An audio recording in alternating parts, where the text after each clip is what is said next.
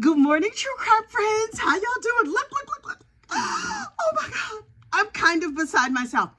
Robert Tellis is supposed to take the stand today. I can barely contain myself. Okay. Calm down. Okay. Today is Wednesday, August the 21st, 2024. Robert Tellis is supposed to take the stand today over there in Las Vegas.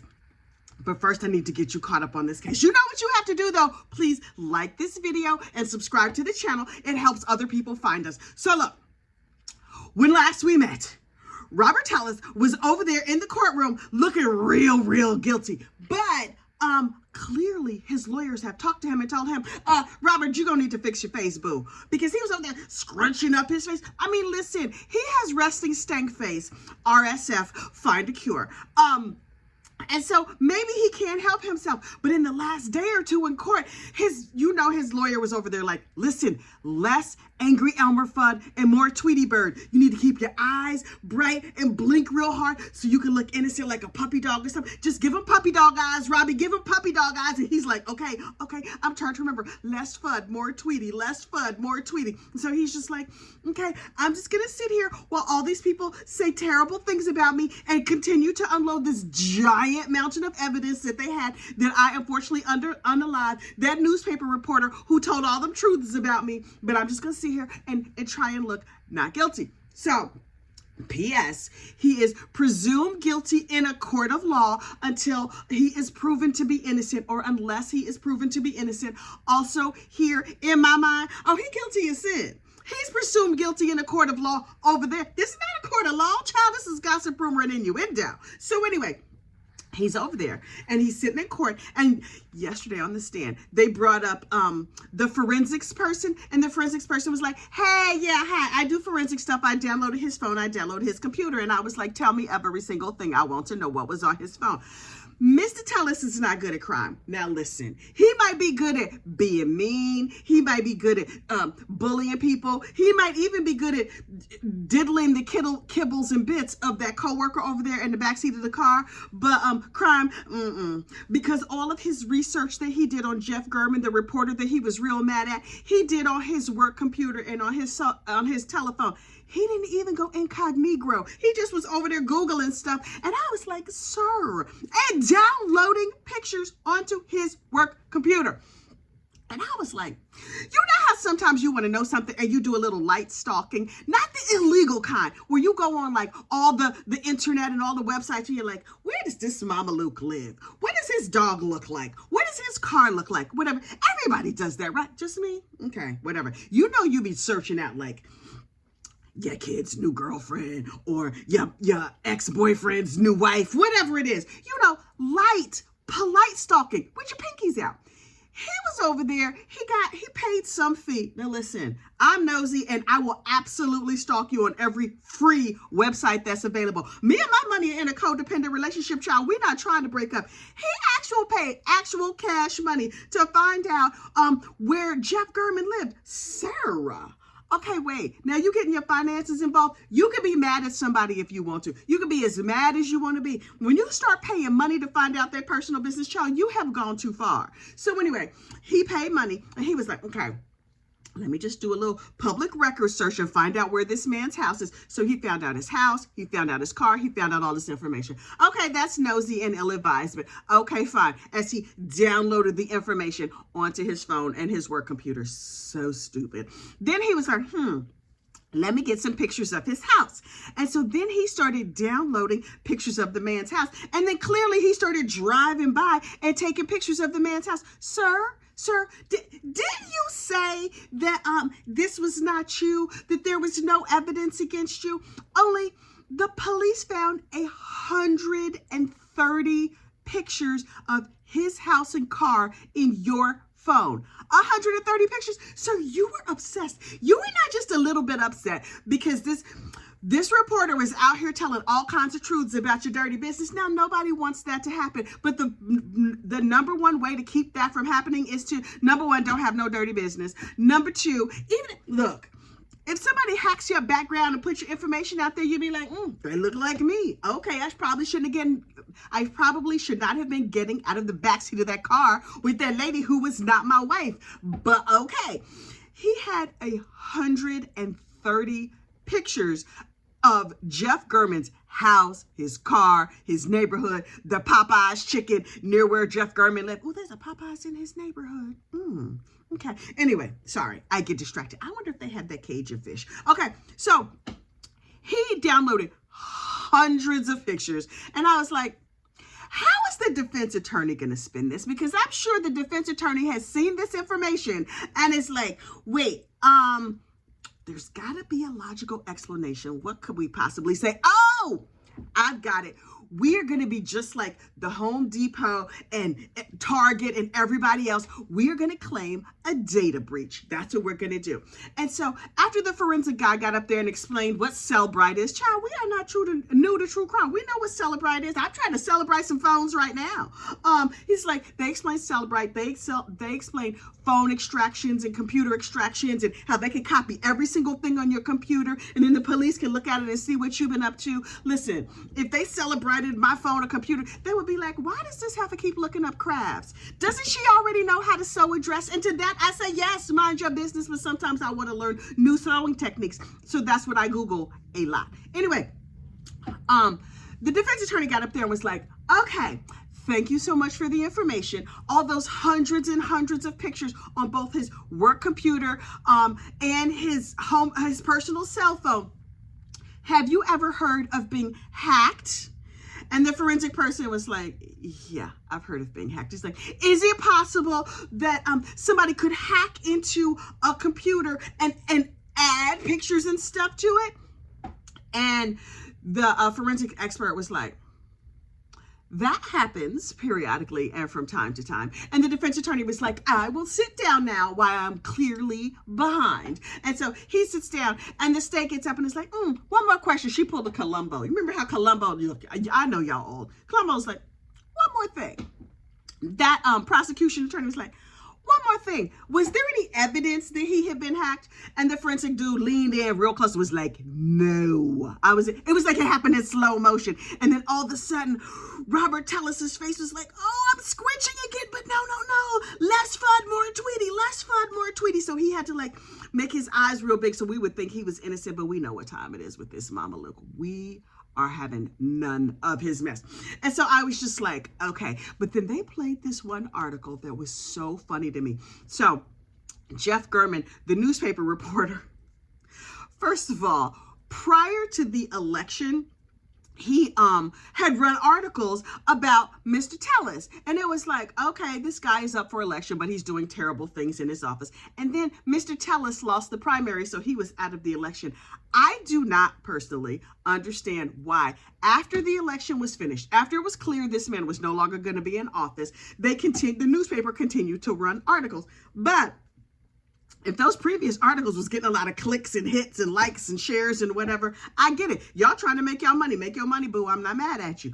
But I don't understand the logic behind continuing the articles. But because I'm nosy and a gossip and a little bit messy, I'm like, tell me every single thing. And so one of the articles was like, Mr. Tellis down there in the public administrator's office lost the election, but he remains combative. Additionally, here's some footage of him doing more bad things. And that's when they showed the footage of him getting out of the back seat of the car with his coworker, where they were having a meeting because they were in the back seat because they said they wanted to be face to face.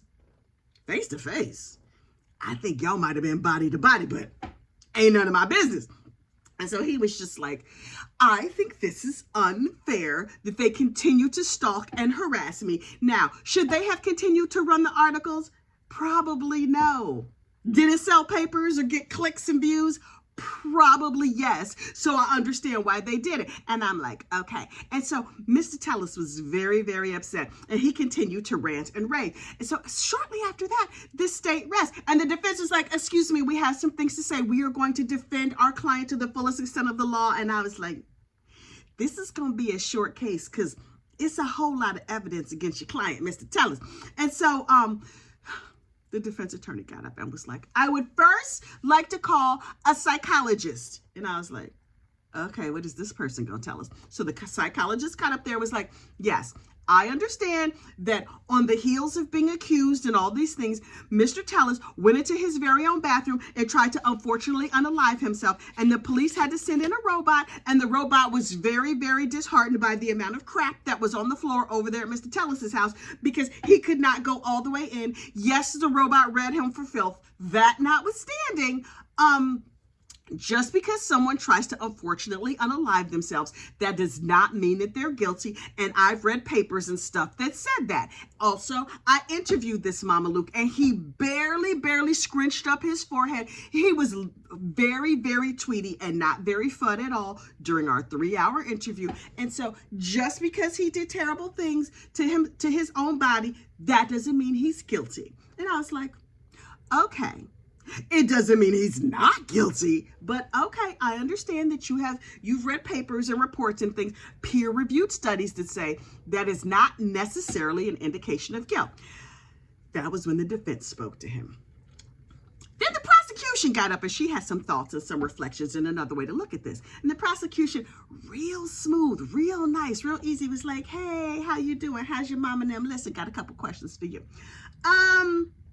I heard you say just because he tried to unfortunately unalive himself, that doesn't guarantee that he's guilty. It also doesn't guarantee his innocence, does it? And the psychologist was like, no, not at all. It's like, does it point to his innocence? No, not at all. I was like, oh, well, this is going terribly for Mr. Tellis. Boo-hoo, too bad for him. And she was like, okay. Also, if there's a big giant mountain of evidence, did you review the evidence in this case? Did you review the hundreds of pictures that were in his phone and computer of the victim's house? Did you see all of the police body cam footage and all of the everything? Did you read all of the reports? And did you test Mr. Tellis? And the psychologist was like, oh, no. I met with him and I asked him some questions, and he told me his side of the story, and his side of the story sounded believable to me. And the prosecutor was like, right. So, is it possible that people who are accused of crimes might be unreliable narrators?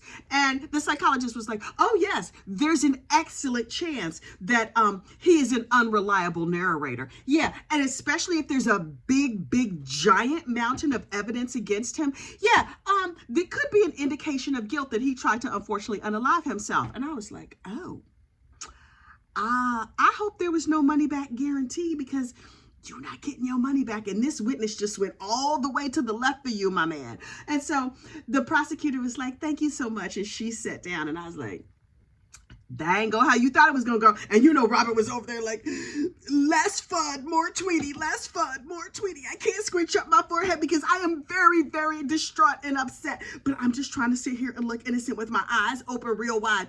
And then they had another witness who came in, and I, for the life of me, do not understand why the defense brought this witness, except for the fact that they are clearly scraping the bottom of the barrel with this witness. So this lady gets up on the stand, and she was like, hi, my name is whatever her name was, I don't remember. And she was like, I called Crime Stoppers because I saw a suspicious looking person in the park. And they were like, the defense attorney was like, okay, can you describe the person in the park? Now, this is Las Vegas, so clearly it was 100,000 degrees, even though this crime took place in the fall. In the fall in Las Vegas, still, it's like vacationing on the sun. And so they were just like, this lady was like, okay, the person, it was very hot outside. I was there with my granddaughter, and the person was all covered up with a hoodie and a hat and all these clothes, which I thought was odd. And we were at the park, and this dude goes into the bathroom and comes out, but he was all super covered up. And I was just like, okay, cool. A suspicious person at the park. That's when you're just like, I'm going to dial 911 and then just hover over send in case he does anything that looks suspicious. And so, they were like, okay, what else did you notice about the man? And she was just like, well, so days later, when I saw the video of clearly Mr. Tellis walking down the street, a strange looking person walking down the street, I was like, oh, I think that's the same dude I saw in the park. And they were like, the defense attorney was like, thank you so much. And he sat down. And then the prosecutor, oh, smooth and easy as you please. She stood up and she was like, hey, girl, how you doing? So listen, here is like a little a picture of the park. Can you tell us where you were? And she's like, oh, is that the park? Is that the men's restroom? Is that the ladies' restroom?